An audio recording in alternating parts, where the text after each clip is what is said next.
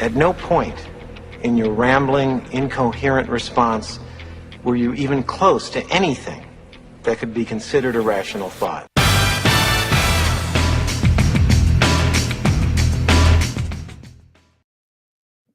All right, welcome to the show today. I'm your host, Pro, the author brand show. We got a lot of rational thoughts here, some cool things. Our guest is a founding partner and president of the What Now movement. What Now? His mission is to build high-performing entrepreneurs, authors, and career professionals who are prepared for life's unexpected curveballs. We've all had a few of those. He's the author of The Discipline of Now. It's the 12 practical principles to overcome procrastination. That's awesome. We all need that as well. And his movement has been recognized as a global top 10 finalist for the 2020 Author Elite Awards in the category of Best Self-Help Book. He's also of his own weekly podcast called A 30-Minute Hour. Sounds like a time machine there. I want to hear about that. He's a certified life and business coach, conducting over 28,000 coaching sessions, helping executive leaders, entrepreneurs all move from frustrated to finding fulfillment. I want to hear about the time machine thing mainly.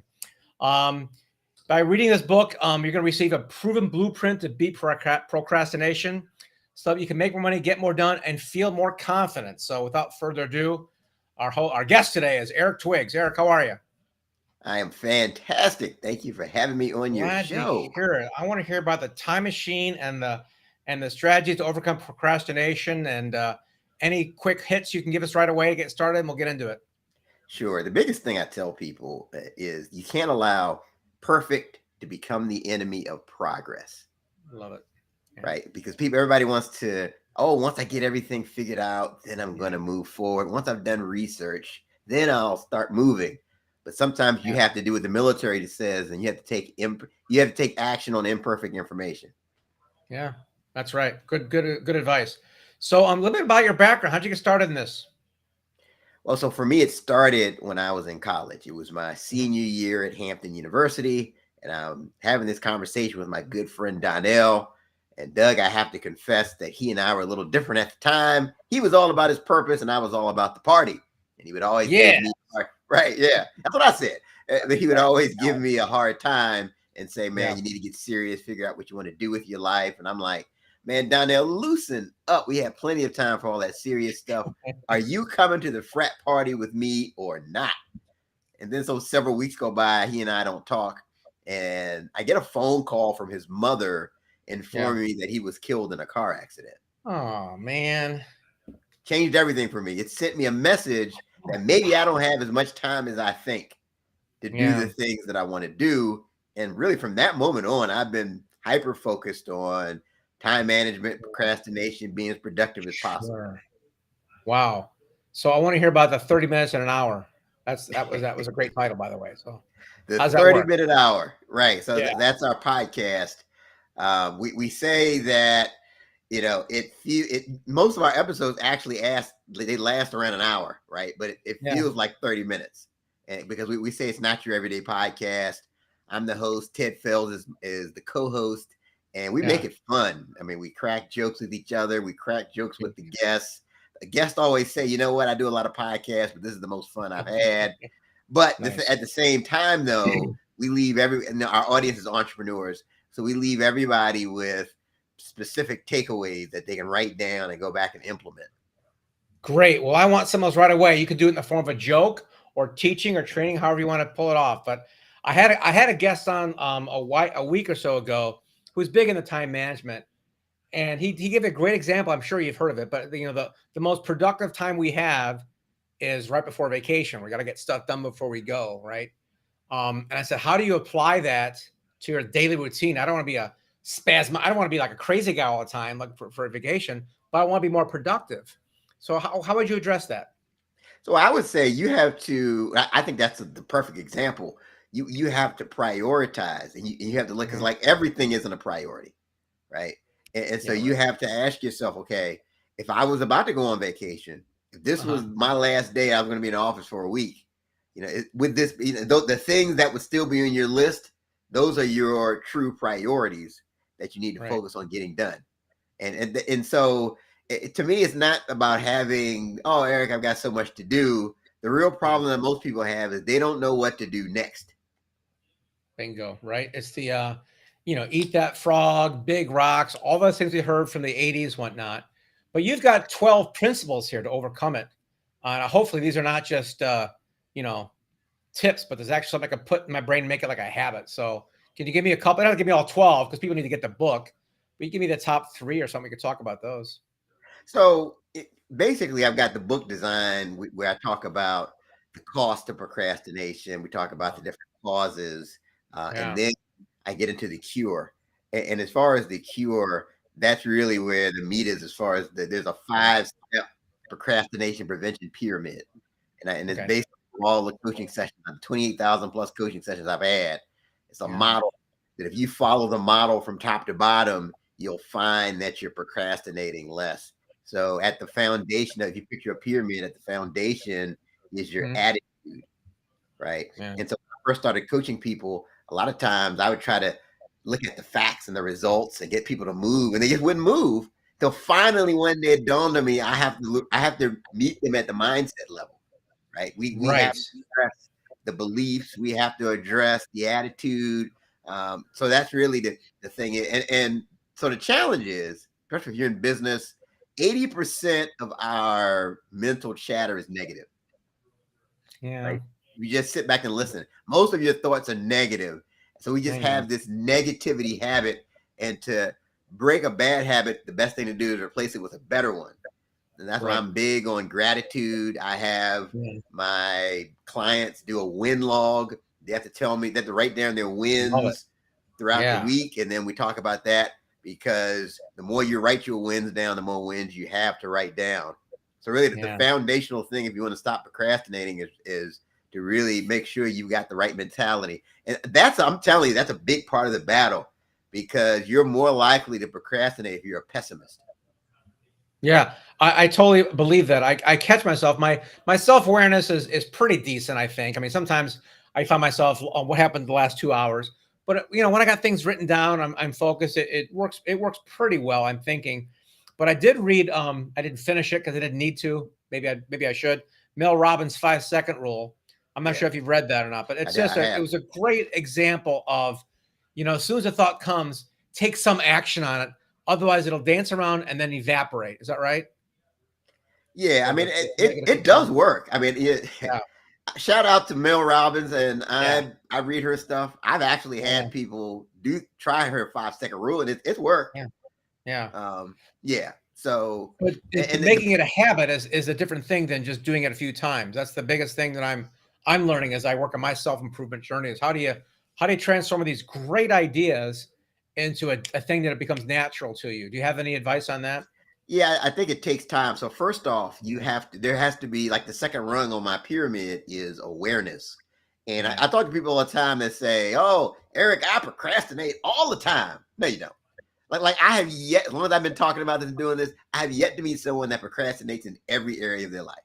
And what I have seen is that I know people who procrastinate on everything at work, but when they get yeah, home, everything's like clockwork. They never miss anything, yeah, and vice versa. So you have to pay attention to your patterns, right? Because what happens is mhm, there's something that's triggering you.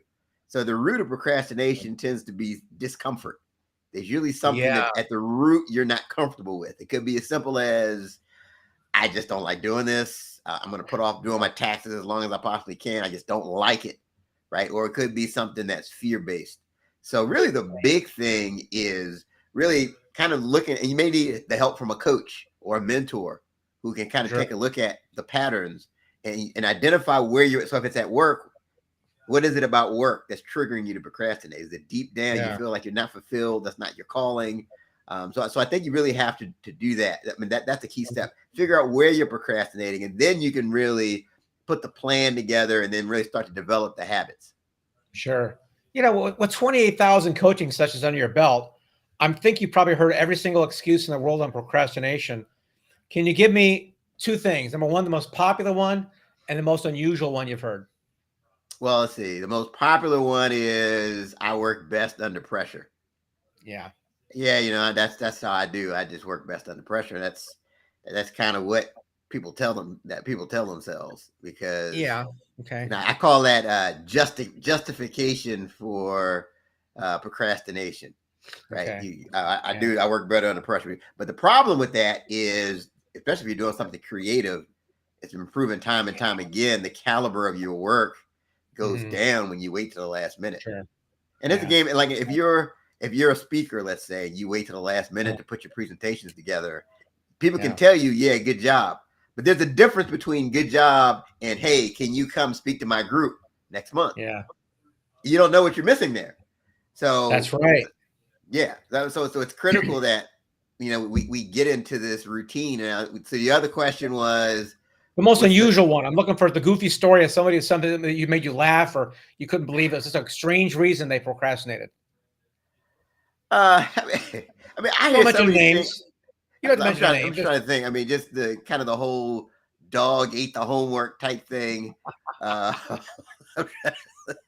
that's a real thing. Come on. oh yeah. Well, like, okay, like with the goals, yeah, I'll be talking to somebody about the goals, and they'll say, Yeah. "Oh yeah, I left my goal sheet at home and on top of the shed." And I'm like, okay.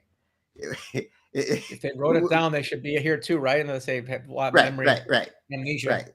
And so like I'll work with people to you have to put it in a place where it's make it the screensaver on your phone, but put it by your main laptop, somewhere where you're forced to look at it. Right. Yeah. Yeah. And you mentioned in your bio about preparing for life's unexpected curveballs, which is different than procrastination on something you got to do. So can you talk about those two differences and maybe some different techniques to get through those? Sure. So I'm the president of the What Now movement, Yeah. and we started this movement around the beginning of the pandemic because we were talking to a lot of people who would Mhm. say, "Yeah, I had this idea for this great venture, but I'm going to Mhm. wait until things get back to normal." Right. And Yeah. so instead of stopping when you face a challenge, you have to pivot. Right. Mhm. Just like I was interviewing a young lady today. She's a dentist. She wants to be on the 30-minute hour podcast. Great story. She said that she was a dentist and working, things was going fine, and she got really sick, and then had to end up pivoting into what she does now, which is like branding and helping people with their. So she doesn't practice dentistry anymore, but that whole illness forced her to pivot. She didn't just Wow. stop, but there's tons of stories like that. So the mission of the What Now movement is to really motivate people to pivot when they face a challenge, whether it's the Yeah. pandemic or whether it's an illness, whether it's a job loss. And Right. that's really the key. And so we do summits. We've got a summit coming up on July 16th from 9 to 3 that people can attend, where we have speakers and panelists. We're going to motivate people to pivot. We have a book that just came out called The What Now Mindset. Nice. All You right. pick it up on Amazon. The What Now Mindset. It'll motivate The you to What pivot. Now Mindset by Eric Twiggs. I'll probably be in the show notes below us here. I'll make sure the team puts that down here. So the book isn't. So I wrote the foreword to the book, but we have 9 authors that got together, and they're telling their What Now moment story. Right? They all 9 of our authors, they faced this life issue, and they were forced to pivot. They didn't stop. They were forced to pivot. Some really inspirational stories. But the book will really inspire you, and you may think you've got a big problem in front of you, and you'll read this book and be like, "Oh, you know what? This isn't too bad after all." Nice. We can't don't have time to go through all 9, but give me one of the stories in the book so we can get people to salivate and get it from you. Yeah. So let's see. So one of the ladies, her husband passed away, and her life was on this predictable path, and she just figured she would be kind of this stay-at-home mom doing hobbies, and she was just basically forced to figure it out. I mean, that's a pretty serious what now moment. And now she's this successful entrepreneur, and she really made a great pivot where a lot of people in that same situation may not have made that same decision. So a lot of just inspirational stories. Right. When it comes to pivoting, I got a question for you, because a lot of people have those challenges, or the world turns upside down on them, whatever it is. And I'm thinking about myself for a moment here, but in some cases you think, well, I got to pivot like right now. In other cases, there needs to be some percolation time. I need to adjust my mindset or my health, whatever it is. And it feels like either a challenge or maybe procrastination, which is another topic of yours. So when you've got to pivot, how do you know if you're moving fast or slow, or too fast or too slow, or not fast enough? Well, I think so sometimes we confuse prudence with procrastination, right? So Yeah, right. sometimes you do need to kind of stop. If Yeah. you face some big challenge, it may not be the season to just, oh, okay, I'm just going to automatically go and do this. Yeah. You may need to talk to somebody. You may need to you may have had this whole plan for your whole life. Now that's all changed. So Yeah. you need to really reassess and look at, Mhm. okay, what's my new vision based Right. off of these circumstances. Yeah. So I don't think there's one set timeline, but I think Sure. it really is about once you've really clarified the vision and you are at least clear on what the smallest next step looks like. Yeah. Oh, that's a good point. Yeah. Take a small next step. Take something, whether it's, learning to meditate or running or something to reset your mind, body, spirit. Probably, as a life and business coach, I'm sure you've run across a lot of instances where people needed to pivot like that. And my, maybe it's not a question, maybe it's more of a statement, but please comment on it, is that if you don't know how fast or where or when to move, maybe having someone to guide you is a good idea. Oh, I I'm think it's just, huge. I yeah, think it's huge. I mean, if I look at all of the successful people that come on the 30-minute hour podcast, they yeah, always mention a mentor, hmm, right? If you look yeah, at anybody that's performing at a high level in sports, they always have a coach. that's right. You look at That's right. why would someone like Tiger Woods need a golf coach back when he was in his prime, Yeah, right? Because that's you right. need that person outside of you to really help you Right. to maneuver, because your perspective is limited. And like they say, it's hard to see the picture when you're stuck inside the frame. You need somebody that's outside of your perspective that can help you.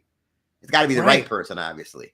Yeah. And if there's an upheaval, your perspective might be not just narrow, it could be wrong. I mean, you have to look at like who you were versus who you are versus who you can become. And there's a lot of dynamics with that upheaval, with that unexpected curveballs you talked about. And I'm just wondering what people, when you've worked with these people as a coach, if, is it part of your 12-step practical principles or something different to Wait, what are you work through talking that? about as far as helping people deal with Yeah, like an when they got, you upheaval? said unexpected curveballs, right? I got to pivot. Something's changing my life. I got to change something or change myself or improve myself. But I want to know how that relates to your 12 principles of procrastination. Is it overlapped? Is it completely different?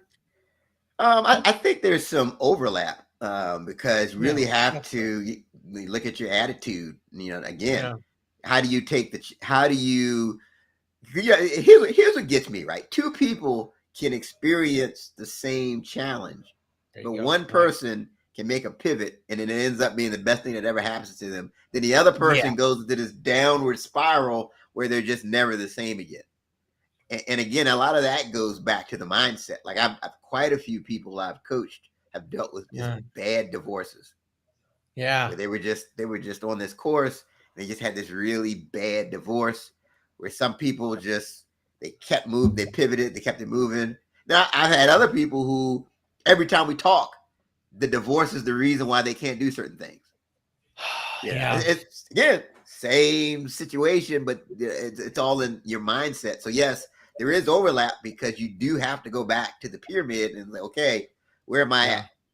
Yeah. On this. Or if you have, let's say you've had a bad situation with a business partner.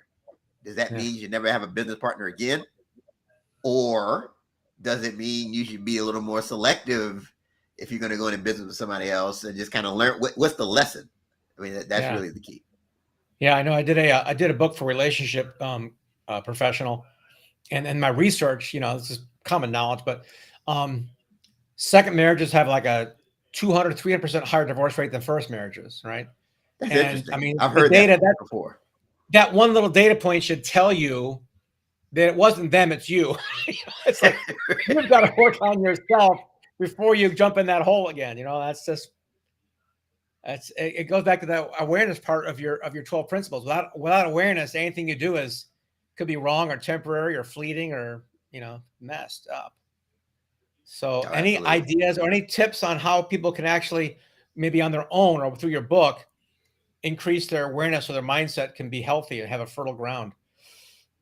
So when I talk about awareness in the book, again, you have to look at your patterns, Mhm. because if you pay attention Right. to the patterns, there's usually certain things that trigger you to procrastinate, for example. Yeah. So Right. so I think your pattern, that's the first thing to be aware of.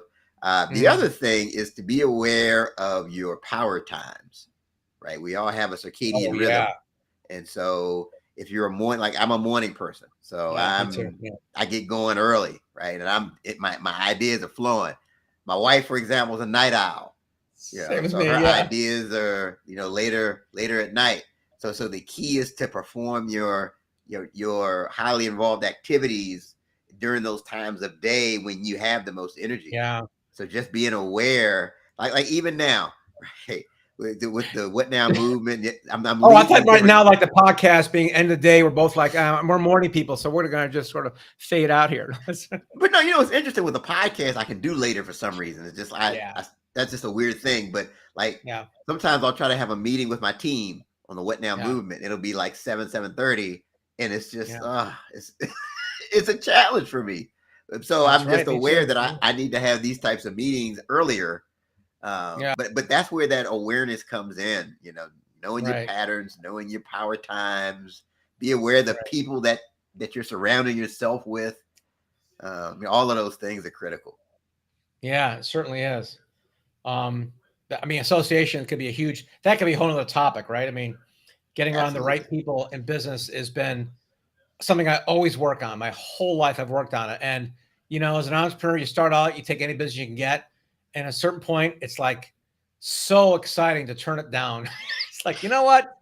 We don't get along well now. It's not going to get better with age or money. So let's just not do this. Oh my goodness, you are 100% right. I mean, some people, Right? they'll suck the life out of you, and it's Yeah. better not to take the money than Hmm. to take Yes. it, because what happens is they'll affect how you deal with the next person. Yes. They suck your soul. They'll also suck your wallet, even if they're not directly involved. That's a really And then good point. every time you're about to meet them on a Zoom, it's like you're like, oh. That was, you know what? A friend of mine told me that years ago when I was debating whether I should, continue with this one project or not. He says, Doug, how do you feel right before the phone call? And I told him, he goes, well, there's your answer. Your gut, your heart is telling you, warning, Will Robinson, do not do this. It's a bad idea. So that's always a good sign. Like, oh yeah, I'm not like looking forward to talking to him. So what does that mean? Yeah, I'm not gonna want. Yeah, interesting stuff.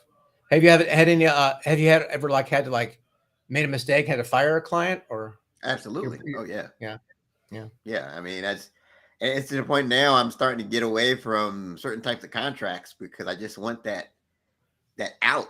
Because if it's not working for them, why why yeah. why do we need to just keep going with this? Right, right, But yeah, right. it's like I said, you mentioned it earlier, like when you're first starting out, you're just thinking, okay, I'm just trying to get this money. I'm trying to get, Right. but Yeah. it's much better for the long run to really, and that's why I really qualify people beforehand. And I'll just, Right. sometimes you like, I'm not just asking people scripted questions. I'm listening. And because I know the more you talk, the more I'm learning, Mm-hmm. and certain little red flags start coming out. I just know it's Yeah. better for the both of us if we just don't even start down this road. Yeah. Yeah. Yeah. That's a really good point. Yeah. The last kind I let go about a year and a half ago or so is just like, here's some referrals for you. This isn't going to work out, but here's some people you can talk to. And I'm calling about other people in publishing industry saying, she's a great gal. Really. We just didn't sync up, but it should be good for, Right. and nothing happened. What happened? Sorry. I gave my best shot. So takeaways here, Eric, if you had to sum up, um, a life strategy or the business strategy for people, how would you sum it up in terms of a sentence or two of how to help people out with their procrastination or their performance? So the big thing I would say is, like I said at the beginning, don't allow perfect to become the enemy of progress. Yeah. Make sure that you're focused on your wins. Like if it's something that sounds like a cliche, just do it. Right? It sounds like, oh, we got to be positive. That's a cliche. Nope, just do it because that's going to help you. Yeah. Right? So Right. focus on your wins, and being positive, and then just about awareness, right? You just make sure, because you're controlled by things you're unaware of. So just, focus on being self-aware, pay attention to the things that trigger you to procrastinate, look for those patterns. Then if I add a fourth thing to that, make sure you've got a coach or a mentor that you're working with, somebody that can help you. There's a saying that, the reason, they talk about outside the box. You can't see something that's outside the box. You need someone that's outside of the box who can point it out for you. Right. Because the instructions of where you need to go are written outside of your box. So you need that other person, your mentor, coach, trusted advisor to help you with that. Good advice. I love it. Thank you so much for being on the show today. I really appreciate it. And we'll have you back again sometime soon. I really enjoyed talking to you. Thank you. I had a blast. I'm sorry it wasn't as funny as your podcast, but I'll have to watch some more episodes, bringing more jokes. I just sometimes, procrastination isn't that funny. I'm going to try to find one funny example, but, maybe we could find one next time. We'll have to do that next time. There you go. Thanks so much. That finishes our show for today. Don't forget to get his book below. It's in the link below, as well as subscribing to our podcast for future. Have a great day.